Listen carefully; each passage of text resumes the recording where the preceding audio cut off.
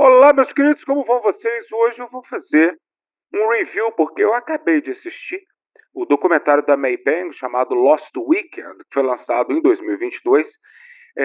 O arquivo ele me foi oferecido há alguns meses, mas com uma qualidade muito ruim porque ele foi gravado dentro de cinema, né? Esse documentário passou em cinemas nos Estados Unidos e até na Inglaterra, né? Aqui no Brasil, infelizmente, pelo que eu saiba, não passou e não vejo nem como passar, né?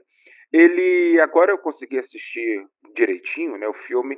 Eu infelizmente não posso disponibilizar o arquivo porque seria ilegal, eu não sou maluco, né? Mas já tá passando aí pelo WhatsApp, Instagram da galera aí. Eu vou contar para vocês o que eu achei do documentário. Meu nome é João Moura, essa Beatles School Audio Show, vamos lá.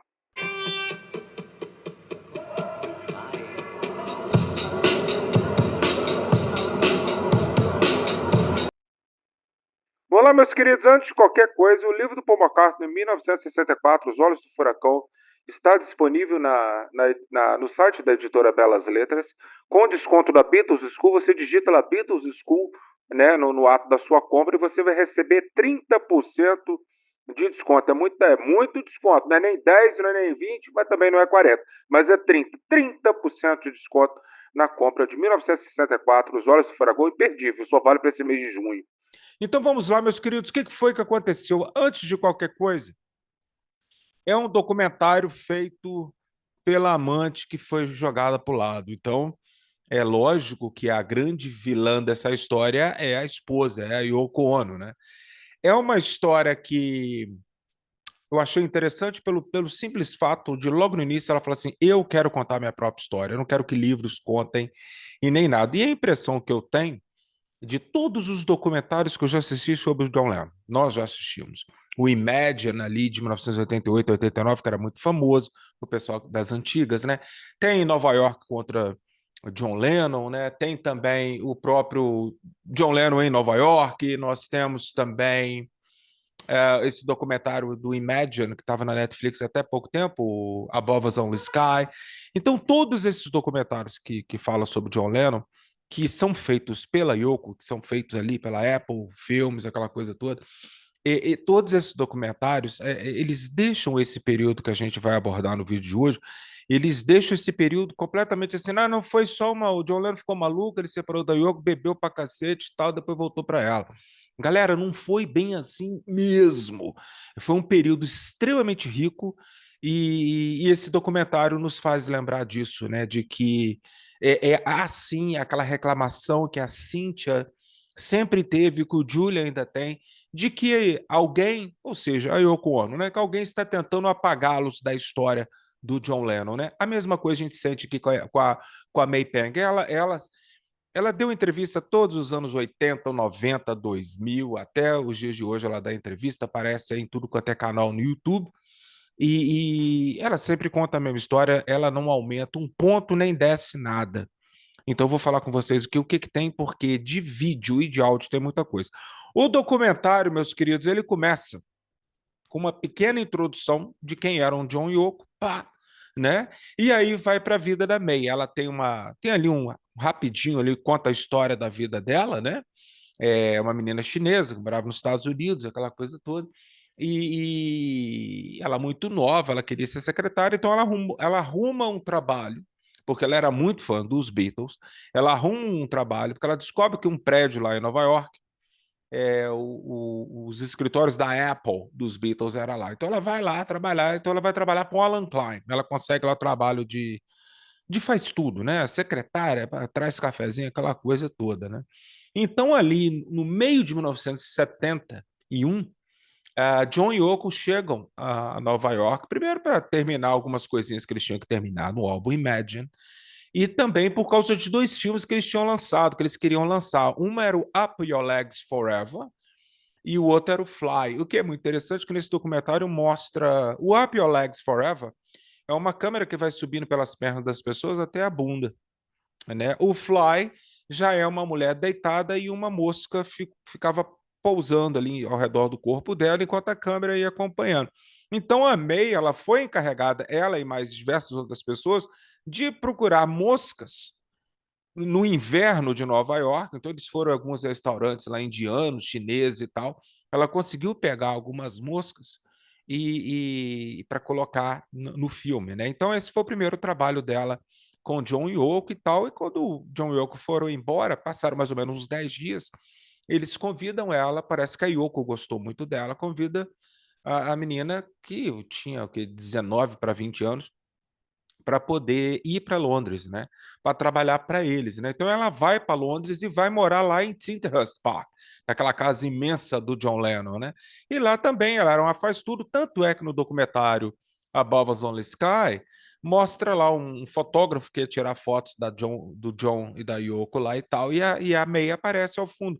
Então, quando foi fazer o vídeo de Imagine, que aparece no filme Imagine de 72, ela conta, ela mostrou fotos, ela que colocava as roupas no John, na Yoko, ela arrumava eles para eles poderem aparecer em vídeo, né? Então, ou seja, ela era muito ocupada. Então, ela larga definitivamente o Alan Klein e vai trabalhar para John Yoko. Então, John Yoko, em 71, eles voltam ali por volta de outubro, eles voltam para Nova York, dessa vez definitivamente, mas ninguém sabia que seria definitivamente, né? Era um plano, né? E o John Yoko passou a morar no St. Regis Hotel, ali, né? Então aí o que acontece? Como ela era secretária, faz tudo, ela foi no programa do Dick Cavett, ela foi lá enfiada num saco preto, né? Então ela aparece lá e tal. E entre um dos afazeres da Meika, aí é logo no início, ela já entra com o pé no fígado da Yoko, né? Porque nesse momento, ali por meados de 72, ela que atendia o telefone para qualquer pessoa que queria falar com o John, né? Mas ela atendia o telefone, ela reportava a Yoko quem era, e se o John quisesse atender, ou se a Yoko quisesse que o John atendesse, passava, né? Então, num desses telefonemas era um garotinho, ele falou assim: o Julian. Então a May falou: oi, Julian, porque a May já conhecera o Julian lá em Tinterhurst, né? Porque ele vinha passar todos os finais de semana. E ele se dava muito bem com ela, ele gostava muito dela e vice-versa. Então ela fala com a Yoko: Yoko, é o Julian. E já tinha passado um certo tempo que eles não se falavam, né? E aí a Yoko não passa a ligação para o John, essa ligação não ocorreu, ela fala assim mesmo, né? Então, quando a May ela não tem fotografia ou vídeo, parece que alguém, o diretor do documentário, que agora eu me esqueci quem que era o diretor, ele faz tipo um cartoon, né? Aí mostra assim a Yoko Ono queimando ou então cortando o telefone, o fio do telefone. Falei, esse telefonema não aconteceu. Então o Julian continua insistindo, aí a May fala: Yoko, é o Julian, de novo, não passa a ligação para o John, né? E às vezes a Yoko pegava a ligação e falava: não, o John não pode atender, está dormindo, está com algum problema. Então, pela milésima vez, a May fala: Yoko, é o Julian, ele quer falar com o John. E aí o que acontece? A Yoko vira para ela e fala assim: tá bom, vamos passar a ligação, mas você vai falar para o John que é a primeira vez que o Julian tá ligando. Tá ok? Aí a May fala: tudo bem. E aí, quando a May passa, né, aperta o botão, eu falo: John, é o seu filho Julian. Ele é o Julian? É a primeira vez que ele tá ligando para mim? Aí a May fala: sim, é a primeira vez que ele tá ligando. Só que já era a milésima vez, né? Então a May falou que naquele momento ali ela conheceu o Yoko Ono. Ela falou assim: nossa senhora, eu tive que mentir pro John porque eu trabalhava para os dois, né? E ela falou que jamais se desculpou disso, né, e tal. Mas enfim, aí ela conta também que ela participou lá do coro da música Happy Christmas, ela aparece na capa do single lá do lado do Phil Spector, daquelas crianças e tudo mais. E aí ela meio que atropela, ela fala que o George Harrison foi também no Dick Cavett, aí ela foi que o George Harrison a convidou, né? Tem foto dela com o George e tal, porque lembrando que ela trabalhava. Eu acho assim, um erro que tem no documentário, dentre outros, um erro que eu prestei atenção foi na cronologia. A May erra muito ali as coisas na narrativa dela, coisas, por exemplo, ela já estava trabalhando para John Yoko, né? Mas a gente sabe que não, na época que ela foi no Dick Cavett, ela ainda trabalhava para o Alan Klein, por isso que ela estava ali de secretária do George Harrison, entendeu? Ela também fazia trabalhos para o Ringo. Então tem alguns erros aí. Um outro erro muito assim chato no documentário dela são os erros de fotografia. Ela pega a foto de 74 e coloca em 72, ela pega a foto de 72 e coloca em 73. Então aquilo ali, para quem já conhece um pouco a história do John no meio disso aí, isso aí confunde um pouco a cabeça da gente, porque o John mudava o visual dele bastante. Então, vale lembrar aqui que no final de 73, no segundo semestre de 73, o John ele estava com aquele visual tipo do Larry B, com cabelo grande de novo, né? Aí ele se separa da Yoko, né? O que que acontece? Ele raspa o cabelo dele quase que todo, né? E aí ele grava ali o Mind Games. Quando ele já tá com a May, ele tá com o cabelo crescendo um pouquinho, com uma costeleta bem grandona, que vinha até o maxilar dele assim, né? E de óculos escuros. E dali para frente o cabelo dele vai crescendo até ficar muito longo, que nós veremos no início de 75, quando ele e a May se separam. Então a gente conhece a cronologia de fotografia e ela mistura muito, então dá uma ziguezira danada na hora de assistir, né? Então ela conta aqui do Madison Square Garden, que ela subiu no palco lá naquele show lá do John em agosto de 72 e papapá. E ela comenta também, lógico, dos problemas do John com o lance de ser deportado, né? Conta a história do Nixon, mas ela não entra muito nisso não, por quê? A história dela com o John mesmo, em relação da história de amor, começa, ela trabalha ali, o John trabalha, ele termina o álbum Mind Games, e quando ele já estava ali para poder fazer a divulgação do álbum Mind Games, ele e a Yoko já estavam assim, já tinha acabado o relacionamento deles, né? Eles estavam apenas morando junto. E o John tinha acabado de fazer esse negócio de protesto, aquela coisa toda. Então ele se afasta de todo mundo, até da Elephant's Memory. E aí eles compram os apartamentos no Dakota, né, onde que a May estava trabalhando. Então, num dia, ela conta aquela famosa história, que a Yoko veio e fala com ela, ó, você deve ter reparado, meu relacionamento com o John não tá muito bom, a gente está pensando em se separar e tudo mais, e eu quero que você fique com ele, e porque eu tenho medo de outra mulher pegar ele, aquela coisa toda. E aí a May falou que não, de jeito nenhum, que ela não, o trabalho dela, essa parte aí não tava, né? Ela não ia virar, desculpa o termo aqui, meus amigos, piranha, é puta. Eu falei só, que isso? Aí a Yoko vira para ela e falou, não, você vai sim, né? E a Yoko colocou ela naquela situação, ou você vira amante do meu marido, ou você vai perder seu emprego. E a May amava o que ela fazia, e ela fazia muito bem, tanto é que tem trechos no documentário que eu fiquei com uma pulga atrás da orelha em relação ao processo por causa disso, né?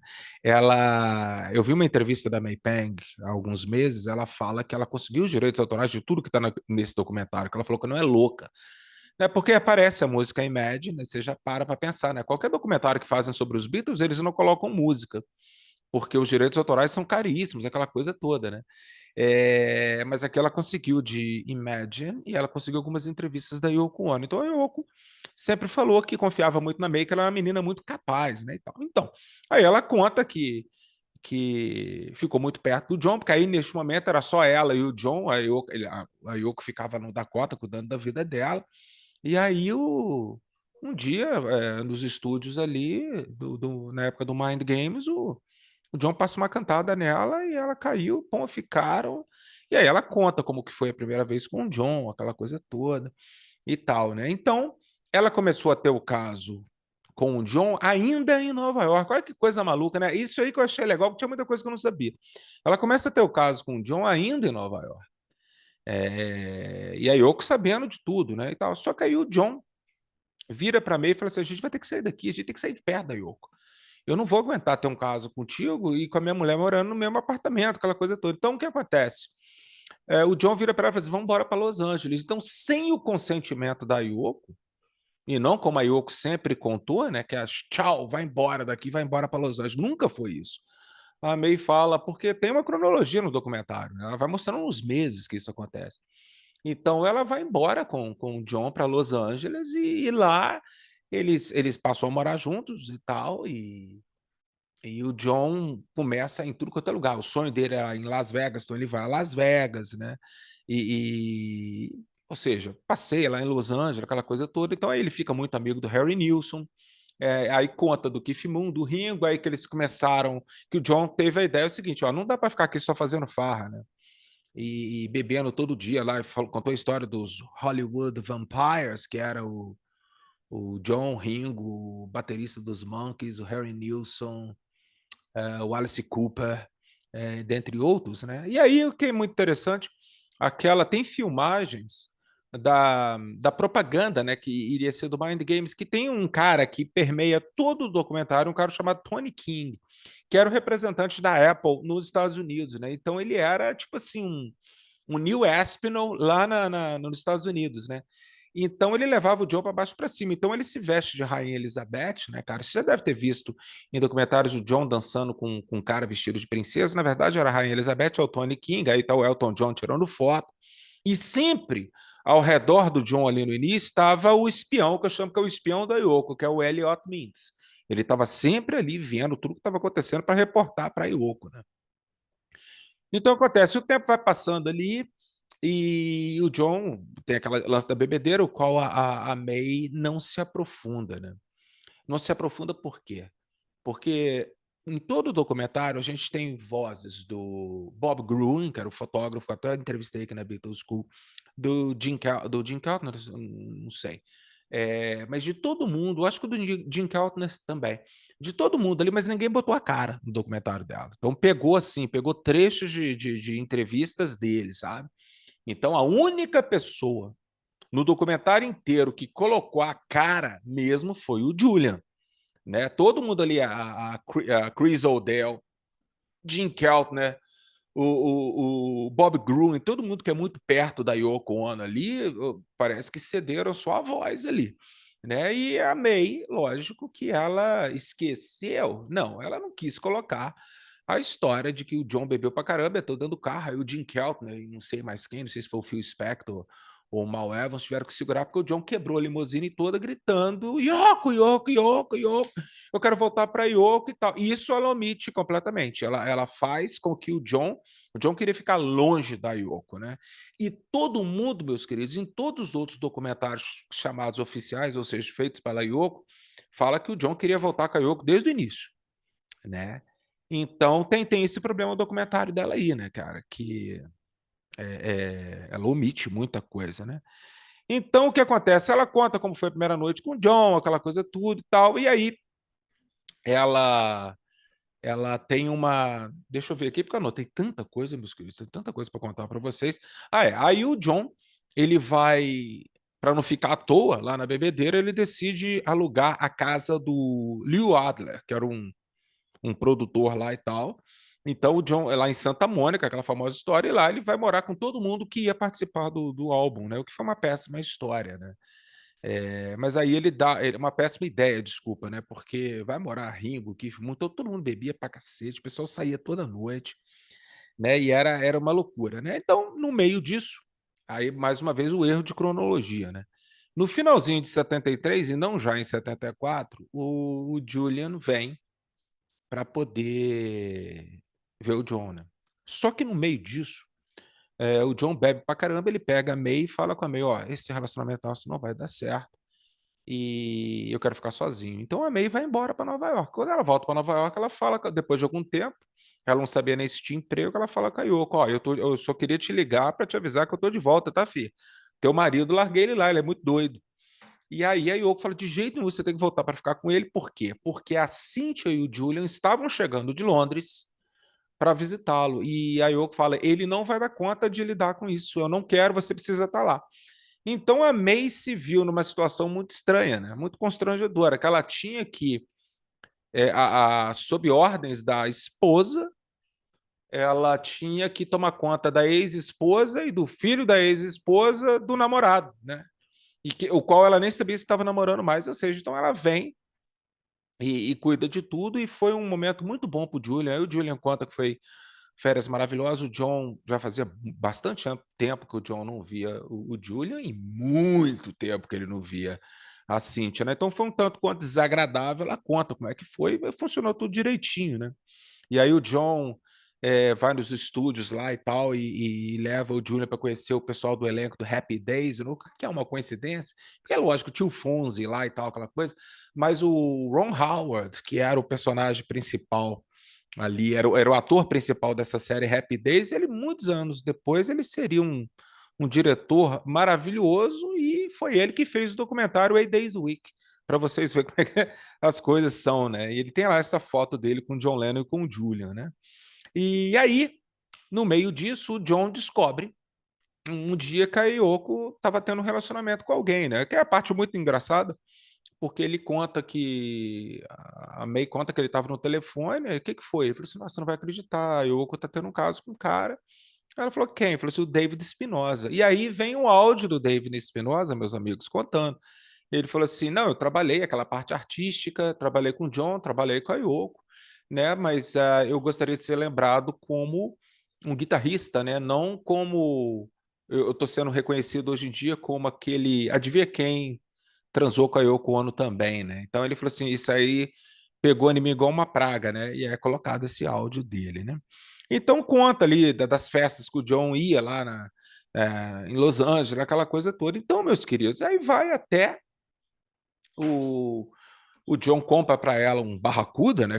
Um carrão bacana, aquela coisa toda, e aparenta que eles iriam ficar juntos, felizes para sempre, né? Até aí a conta também do final dos Beatles e tal, e que a Yoko ligava o tempo todo, o tempo todo. Aí a Chris Aldell conta que o telefone era o dia inteiro. A Yoko queria saber, chegava, ligava 3 horas, 2, 4 horas da manhã, queria falar com o John e tal. E a May falou que nunca teve um relacionamento normal com ele, né? Então, no final da história, ela conta aquele final que a gente já sabia, né? Eles voltam para Nova York, o John se cansa de Los Angeles, aí um dia a Yoko liga para ele falou que tinha lá um médico, sei lá, um psicólogo que conseguia ajudar a pessoa a parar de fumar. Então o John vai cai na teia da Yoko, né? Porque nesse momento a Yoko ela estava percebendo que ela tinha perdido, segundo a May, tá, meus queridos, que ela já tinha perdido o John completamente, porque a Yoko fala em divórcio, o John falou assim: beleza, é só pegar os advogados. Aí a Yoko toma um susto muito grande, né? Porque ela acabou descobrindo que o John era muito do esperto e que se ela separasse do John, a primeira coisa que o John ia fazer era tirar ela do Dakota, dar uma casa para ela, assim, se vira, né? E um medo muito grande da May engravidar, né? Então, o que acontece? Então, a Yoko, ela teve que voltar. Então, foi lá, meus queridos, deu lá jogou um feitiço no John e o John volta, então ele fala com a. Depois de 2, 3 dias, a May liga para Yoko e fala assim: "Mas cadê o John? Por que ele não voltou?" Aí ele não pode falar agora. Aí ela falou assim: não. Aí ela se viu naquela situação do Julian, né? De que não conseguiria falar com o John de jeito nenhum, né? E aí ela viu, e aí acabou. Só que ela conta que continuou tendo relacionamento com o John ao longo dos anos, né? Até a morte dele, o que ela não tem prova nenhuma disso. Então ela só fala isso, acredito quem quiser, né? Agora, tem esses problemas no documentário aí, né, meus queridos, em relação à cronologia, mas é um documentário legal de assistir, eu gostei muito. E realmente o documentário ele serve. Agora, a minha crítica final é o seguinte: esse documentário ele serve para jogar uma luz em cima de um período da vida do John que realmente a Yoko Ono quis apagar. Principalmente a música Sweet Bird of Paradox, do Walls and Bridges, que da primeira vez que eles passam a noite juntos, ele faz essa música para ela, né? E só que, né, porra, né, tudo que aconteceu naquele período ali foi reduzido pelo próprio John, né, como The Lost Weekend, que ele tirou de um filme que ele viu essa coisa, que é um Lost Weekend que aconteceu muita coisa. Ele produziu o álbum do Harry Nilsson, ele gravou o Walls and Bridges, o Rock and Roll, ajudou muito o Ringo no álbum Good Night Vienna, né, e voltou a ser visto, porque por incrível que pareça, meus queridos, o lance da imigração ali, quando o Nixon ele sai do governo, ali em 74, né? Uma coisa que, por volta de 73, 74, que os advogados do John falaram é o seguinte: ó, você precisa comprar alguma coisa aqui para morar. Então, pum, meteu lá o Dakota, né? Comprou o apartamento do Dakota. Mas a segunda coisa é o seguinte: o John, meus queridos, depois daquele período dele revolucionário de 72, ele tinha caído em desgraça completamente. O Mind Games foi longe de ser um sucesso absurdo, né? Então, o que acontece? Todo mundo ao redor do John falava que você tem que aparecer. Por isso que ele começou a ir no Trovador e em todos os lugares, para poder aparecer na imprensa, para voltar a ter uma certa relevância que ele estava perdendo, né? E conscientemente ou não, mas ele estava perdendo. Então, por isso que o John fez umas baguncinhas ali naquele período. Meus queridos, vale a pena, assistam, eu gostei. Lógico, é o documentário da amante, e a Yoko tem os seus períodos ali de vilã na história, né? Mas aí a Yoko Ono, ela fez o que ela tinha que fazer, né? Para ela poder, a partir do momento que ela se torna a viúva mais famosa do mundo, ela tentou eliminar todo mundo da história, só que ela não conseguiu, né? Teve lá o problema com o Frederick Seaman, tem o lance da May Peng que nunca calou a boca, sempre falou pra cacete, né? E outras pessoas também. Então é isso aí, meus queridos, vale a pena. Se você conseguir o link por aí, assista e aí tem a sua própria opinião, depois você me conta aí para baixo, tá bom? Um abraço para vocês, vocês se cuidem aí.